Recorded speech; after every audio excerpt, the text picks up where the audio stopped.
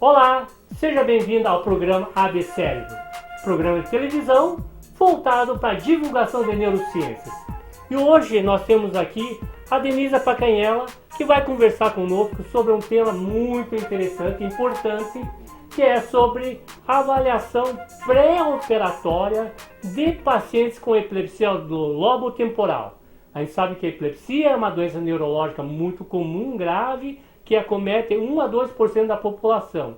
E a epilepsia do lobo temporal é uma das formas muito comuns em que muitas vezes não responde ao tratamento medicamentoso, necessitando, no caso, do tratamento cirúrgico. E nós temos aqui a Denise para contar um pouquinho sobre o que ela vem fazendo nessa área de pesquisa. Tudo bom, Denise? Tudo bem. Conte um pouquinho para nós como é que está indo a pesquisa. A pesquisa está indo um bom andamento. A gente faz a avaliação pré-operatória dos pacientes que costumam ser refratários ao tratamento medicamentoso e também avaliamos aqueles pacientes que possuem um bom controle de crises. Tá. Me diga uma coisa, Denise. No processo de avaliação de pacientes com epilepsia, o que geralmente são os exames que são solicitados assim de forma, digamos, de investigação nesses pacientes? É solicitado uma série de exames que vai avaliar a memória do paciente, pois esse paciente pode ter a sua memória alterada após a cirurgia. Mas nos casos dos pacientes com epilepsia de lobo temporal, eles já apresentam uma perda de memória antes mesmo de serem submetidos ao tratamento cirúrgico, porque eles possuem uma região do cérebro que está lesionada e que não está funcionando bem. Tá. Você falou da memória. Como é que é feita essas avaliações de memória? Você pode contar um pouquinho para o pessoal? A avaliação de memória é feita por um profissional adequado, que é um psicólogo. Ele apresenta uma lista de palavras para o paciente precisa recordar o máximo que ele conseguir das palavras que foram ditas. Ou então, ele apresenta uma figura e o paciente, depois de um tempo, precisa reproduzir essa figura, desenhar com o máximo de detalhes o que ele lembrar, né, para a gente ver como é que está a memória dele. Muito comum os pacientes queixarem-se de memória quando ele vem fazer a avaliação já. Os pacientes que têm epilepsia de difícil controle, você vê eles já têm déficit de memória? Sim, os pacientes já chegam queixando-se de memória, de não lembrar o nome das pessoas, não lembrar como faz para chegar na casa, não se lembra de alguns lugares. E eles já vêm com essa queixa e na avaliação a gente acaba confirmando que eles têm mesmo a memória um pouco mais alterada, né, do que o padrão normal das pessoas. Comprometida, legal. Então, realmente, vocês conseguem fazer essa comprovação. Mas você falou de que vocês também fizeram uma avaliação das pessoas que tinham crises controladas, tal. Como é que foi o resultado desses dois grupos de pessoas que não tinham crises controladas comparado com as pessoas que tinham as crises controladas? Então, na verdade, esse foi o principal objetivo do trabalho mesmo, porque a gente esperava que as pessoas que não têm tantas crises tivessem uma memória melhor do que aqueles pacientes que têm bastante crise. Mas o que a gente observou, na verdade, é que a memória deles está tão prejudicada quanto aqueles que têm bastante crise. Eles apresentaram um déficit de memória igual aos pacientes que têm muitas crises. Que interessante. Então, isso foi um achado do qual vocês estavam esperando isso ou foi meio que inesperado? Foi inesperado. A gente esperava ao contrário. Esperávamos que os pacientes apresentassem um desempenho melhor por não ter as manifestações da crise. E como é que vocês interpretaram esse achado? O que vocês acham que está acontecendo? Então, na verdade, que a epilepsia é uma doença que vai além do paciente ter crise, ficar se debatendo. Às vezes o paciente não se debate, mas esse desligamento, essa saída do ar do paciente, às vezes pode não representar muito para ele, mas para o cérebro está lesionando também. Então, é para a gente não tirar o foco, apesar do paciente não apresentar crise epilética drástica, mas ele também sofre as consequências.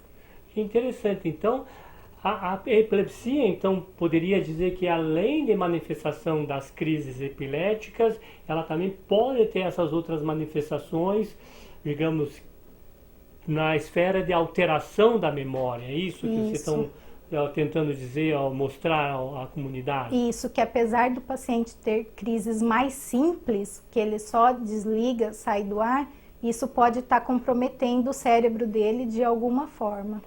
E vocês acham que talvez esse comprometimento da memória pode ser em parte devido ao uso das medicações? Você acha que isso é uma coisa que é possível que está acontecendo? Sim, existem alguns estudos que mostram que algumas drogas epilépticas, elas prejudicam mais na memória, pode levar a um déficit maior de memória do que outras. Uhum. Certamente tem algumas pessoas que têm epilepsia que estão assistindo aqui, né? E que talvez eles podem falar, pô, mas eu realmente esqueço algumas coisas. Mas também, de certa maneira, tem pessoas que não têm epilepsia, que também se queixam de problemas de memória, de maior ou menor grau. Quando você acha que essas queixas se tornam, digamos, importantes a ponto de ter que fazer uma investigação?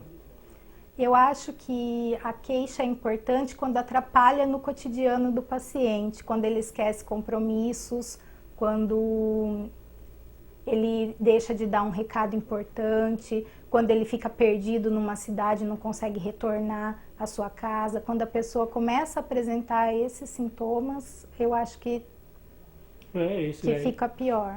E no caso, Denise, no teu estudo, você chegou a encontrar um número grande de pacientes com alteração de comprometimento da memória, assim, de forma de um comprometimento significante, ou boa parte digamos, das alterações, problemas de memória estão lá, mas não são tão significativas, assim, tão importantes assim, a ponto de influenciar na vida da pessoa? O que eu observei foi que alguns pacientes têm um déficit mais leve de memória, né? Tem esquecimentos que não são tão importantes, mas alguns realmente têm um comprometimento de memória mais grave, esquece bastante coisa, e eu acredito que isso esteja associado à extensão da lesão do cérebro. Opa, que interessante. Então vocês conseguiram também ver quais são os pacientes que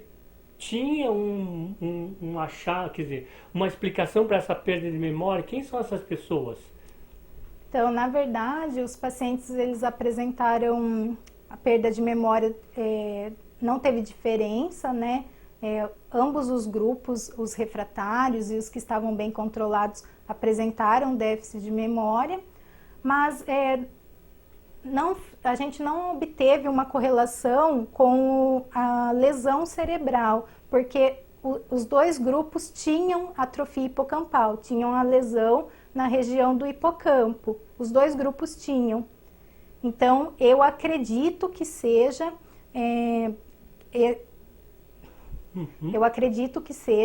pela extensão da lesão que esteja influenciando um menor ou um maior déficit de memória, mas não foi um achado do estudo. Você fala de hipocampo, lobo temporal, onde que é isso? Mostra aqui na minha cabeça aqui, pronto. Bom, o lobo temporal... Eu tenho hipocampo, será? Tem dois. Tem dois? Dois. Sobressalente?